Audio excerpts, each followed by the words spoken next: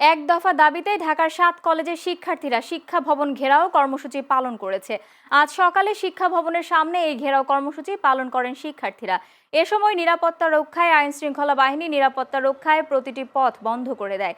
এদিকে আন্দোলনরত শিক্ষার্থীরা জানায়, সেন্ট্রাল বিশ্ববিদ্যালয়ের ঘোষণা দিলেও অধ্যাদেশ জারি করেনি সরকার। এ অবস্থায় অবিলম্বে অধ্যাদেশ জারি করে 11,000 শিক্ষার্থীর শিক্ষা জীবন বিপন্ন না করারও আহ্বান জানায় বিক্ষুব্ধ শিক্ষার্থীরা। 11,000 শিক্ষার্থীর জীবন নষ্ট করার কোনো মানে হচ্ছে না। আমাদের ক্লাস কেন শুরু হচ্ছে না?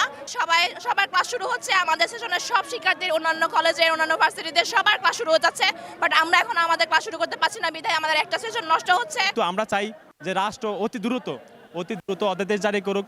অধ্যাদেশ জারি করে যে আমাদের যে 24-25 যে শিক্ষার্থীগুলো আছে তাদেরকে ক্লাসে বসাক। যতক্ষণ না পর্যন্ত অধ্যাদেশটি জারি হচ্ছে ততক্ষণ পর্যন্ত আসলে কিন্তু পূর্ণাঙ্গতা পাচ্ছে না। তাই আমরা চাই রাষ্ট্র যেহেতু এতদিন আমাদের সকল দাবি মেনে নিয়েছে এবং এই শেষ দাবিটুকু রাষ্ট্র যেন আমাদের মেনে নেয়।